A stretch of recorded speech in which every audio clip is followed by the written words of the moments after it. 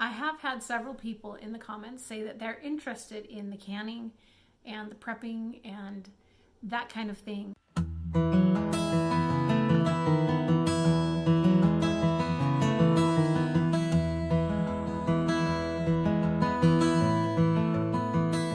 Welcome to the wrap up for week 6 of our challenge. So I can't believe how well it's going. Week 6, which was February 5th through 11th. I didn't add those together. I'm not sure if I can do that in my head. $5.57 plus $1.50 would be $7.07. We spent $7.07 for the week. My husband bought himself some cheese and cauliflower, and then later in the week he bought a cucumber. And that is just fine. It's no big deal. We are gonna need to be buying some cheese soon, so we'll have plenty of money available. We're limiting ourselves to $15 a week, and then everything else we are eating off of our shelves, our food storage, out of our freezers. So pantry, freezer, whatever. We have a lot. So we've already been doing it for 7 weeks, and we've really hardly bought anything, and we still have so much more food, so much more in the freezer.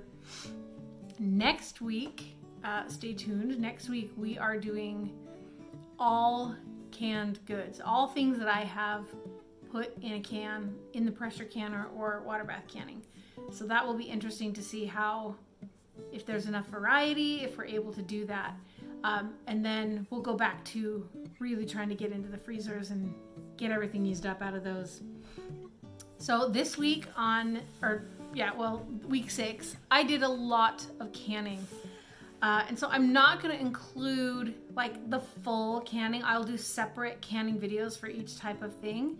But I will show a little bit. I canned a egg breakfast in a jar thing that turned out to be really good.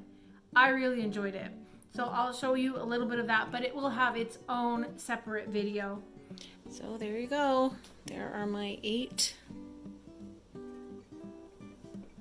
breakfast in a jars. And I like this idea because you could do anything. Sausage, bacon, whatever kind of meat you want, however much you want. And it's shelf stable. I think that is so cool. Okay, so I'm just going to show you what I'm going to try and make for breakfast. I think I have all these egg yolks that for a Christmas party, somebody made a whip something, so they didn't need the egg yolks, and I'm like, I'll take those home. So they're just thawed out, and I'm going to fry this hamburger. I'm going to put the egg yolks in, thin it out with some broth, and then throw in some of the rest of this ring that I didn't use canning this morning. So, gonna mix this up and make something here. But I gotta cook this. I'll probably also throw in 1 fresh chicken egg. So everything in this meal is gonna be completely carnivore. This might be considered dirty carnivore. I'm not keeping track. But there's no sugar in it.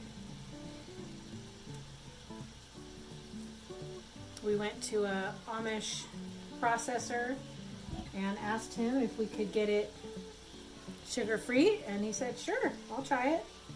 And he did, and it's wonderful. So I'm going to go ahead and put a good bit of this in. I'll probably put some of that in just to get it out of the way.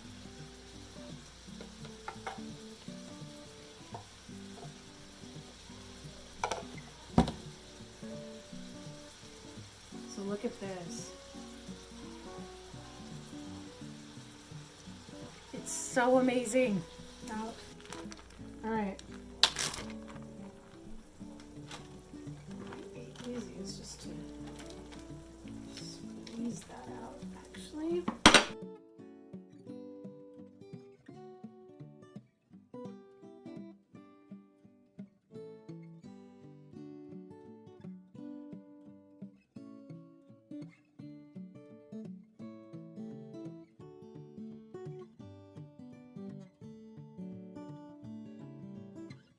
there's a lot of fat in here.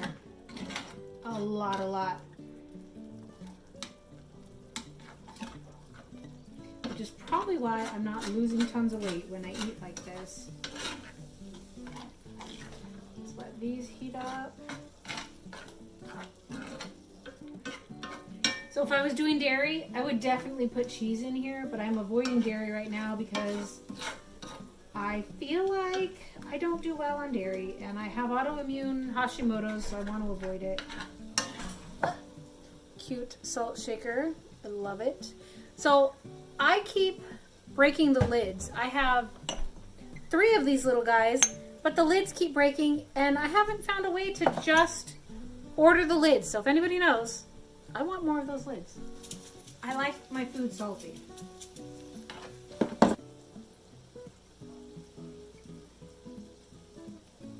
The yolks almost taste like cheese. That's amazing. Wow. I love everything about this meal. This is like a pound of hamburger, a whole bunch of yolks, and meat. I am not gonna portion control this. I'm just gonna eat until I'm full, and then I will save the rest. All right, time to do homeschool.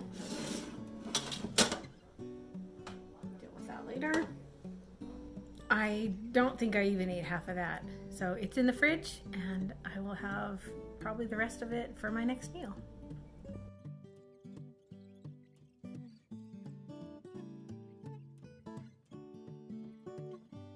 I soaked beans on Monday, which I then canned on Tuesday, which I didn't show because I've shown it before. And, you know, most people are carnivore and don't necessarily want to see how to can beans. Wednesday, we tried the egg in a jar. So that was fun. That'll be in the other video. But my husband liked it. Yeah. I could definitely eat that. I mean, on Wednesday, I also pressure canned pork shoulder and sausage, and that will be in a separate video too. Like, I did a lot of canning last week. So 5 of these sausages, I think it was 8 pounds in 5 jars, and then 2 pork shoulder roasts, and I did not add any water, so that's why the water is so low. But so they just created their own liquid. On Thursday, we began cleaning out the pantry room, but it's also my husband's office, and it's kind of too much for one room. It's just messy, and we needed to get to it. So we started on it, and we got some stuff done in the basement and got it started, but then I never went back to it. So we've moved on to the dining room. Eventually we'll get back to the pantry room to move him into the dining room. There is one thing I find way terrifying, way more terrifying than showing my booty trying to do sprints. And that is showing the mess in my house. So just be gentle. Okay, I'm about to do a tour of my food storage room. So this is on our main floor, and it shares space with my husband. This is where he works during the day. But I kind of want to move him out and reorganize the whole thing. So we've got, this is a pass-through door, a pocket door, but we just don't use it. So we've got a big shelf here. That's all the pasta we bought for our daughter. She's hardly used any. So there's a lot of freeze-dried stuff and cans and all kinds of things. We have like salt and rice and beans in all these jars. Inside this little closet here, we have a pantry.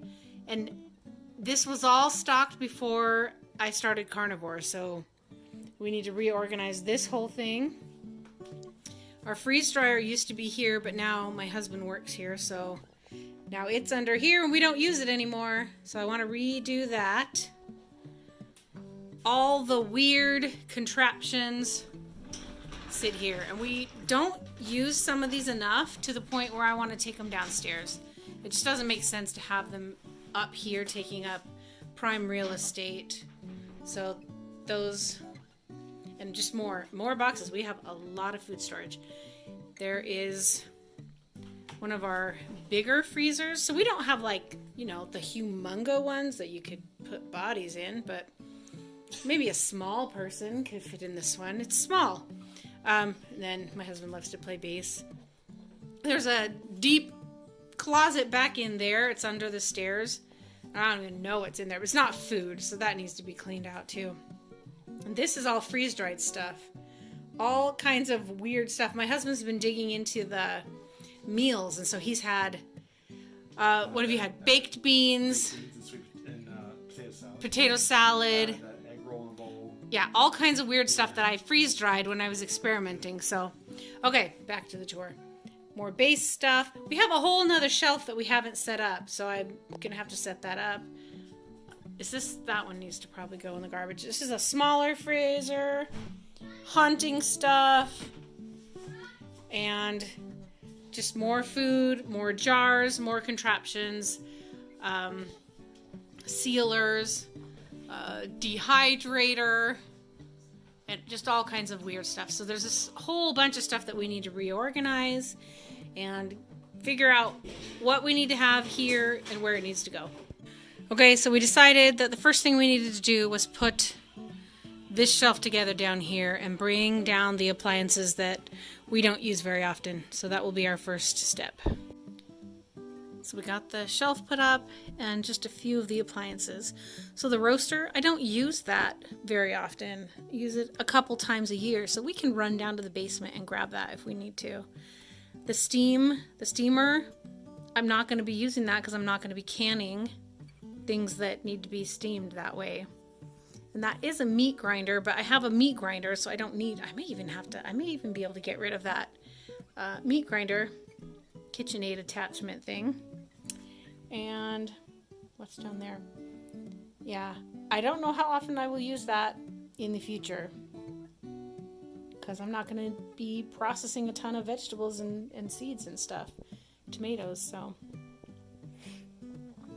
that is the progress we've made. So all we really accomplished was to take the things on the top shelf down. We're just going to take it one step at a time. So tomorrow we'll look at that shelf, and that's all we'll look at, is just one shelf at a time. Otherwise, I get overwhelmed, he gets overwhelmed, we start to get snippy, and things don't go so well. So we're just going to take it one little part at a time and try and match. Everything that's going to be in this room should be carnivore and super easy and convenient, and exactly how we cook for this time in our lives right now. On Friday, I tried to make a loaf of bread, and it ended up just being this huge debacle. So I ran out of white flour. That was the last of my white flour. I gave some to my neighbor who, she's been doing a ton of sourdough bread, and it was going bad. I wasn't using it, so I gave it all away. But then I had to make my daughter a loaf of bread, and I was out of my bread, of my flour. So I had a jar of spelt berries that was open, and I went and found my grinder, and I ground up a bunch of spelt flour. Everything was fine. I made my loaves of bread. We turned one of them into a pizza for Nate and my daughter, and I made 2 loaves of bread with the other one. And I had my husband try a piece of the bread just to see if it was any good, because it was spelt and I haven't baked with that before. I wasn't sure if it would work with the recipe, but I had not put salt in, and so it got ruined. It was terrible. So I asked him if he thought I should throw it away, and he was like, probably, but I didn't. I put it in my bread bags and I left it on the counter, and then my cat, my evil cat, chewed through the bags and like chewed the top off of the bread, but even he didn't want to finish them. He left them alone after that. So that is a wrap for the week. I feel super boring, but I am working a lot.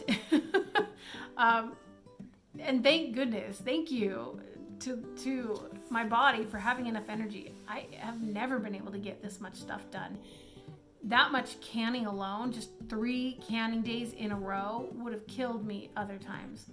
Not gonna do that many canning days every week. I should probably limit it to 1 or 2 days and then do other things. My daughter's homeschooling. My decluttering, minimizing, cleaning, all that other stuff has to get done. And so I can't do canning every single day, but I will can as much as I can. Thank you for watching that video. Please like, subscribe, and comment. See you later.